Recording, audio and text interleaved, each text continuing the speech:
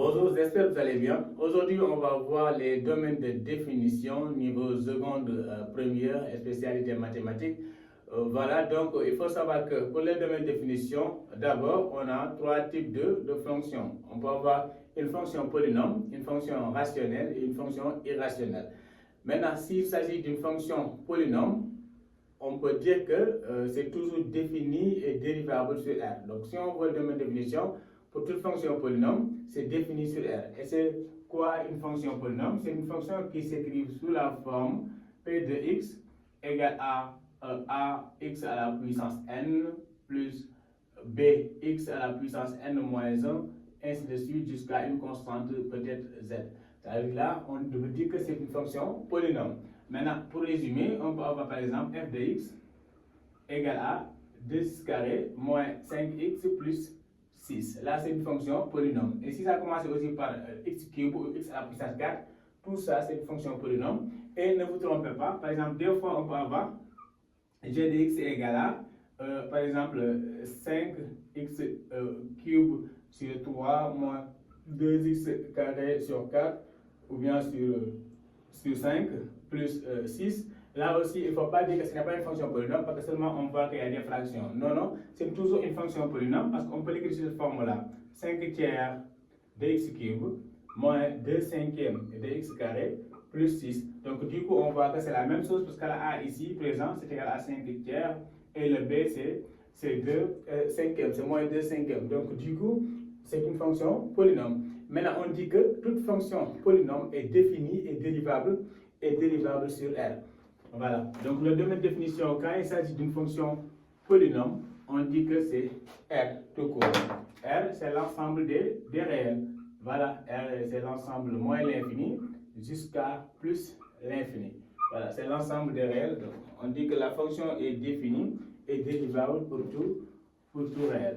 Maintenant, ça c'est pour les fonctions polynômes. On va parler pour les fonctions rationnelles. Une fonction rationnelle, par exemple ici, on dit h de x est égal à q de x sur, par exemple ici h de x ou bien p de x, pour prendre un exemple.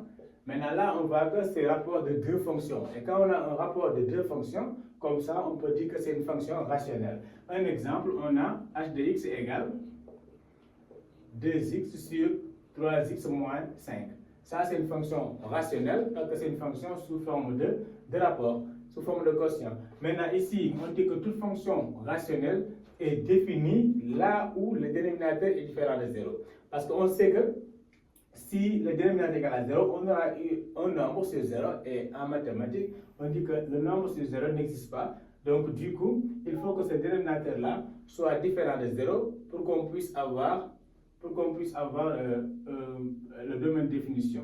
Donc, il faut dire que 3x moins 5 soit différent de 0. Et pour créer une phrase, on dit que h de x existe si et seulement si. En mathématiques, ce symbole-là, on l'appelle existe. Donc, existe si et seulement si 3x moins 5 est différent de 0. Ce qui veut dire ici 3x différent de 5, x différent de 5 tiers. Et donc là, la valeur interdite, c'est 5 tiers. Et donc, on va donner que d de h, le domaine de définition de la fonction h, est égal à r, l'ensemble r, mais privé de 5 tiers.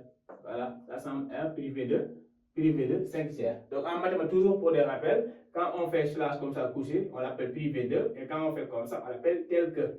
Voilà, pour ne pas confondre, c'est certain. Donc là, on dit que le domaine de définition, c'est r privé de 5 tiers, parce que seulement, c'est la valeur 5 tiers qui annule le dénominateur.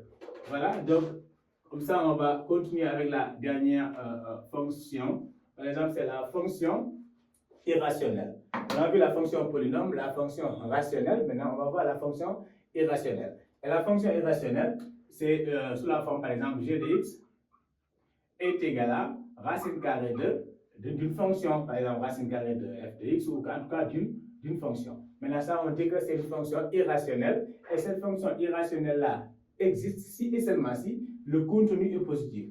Parce que nous savons tous que la racine carrée d'un nombre négatif n'existe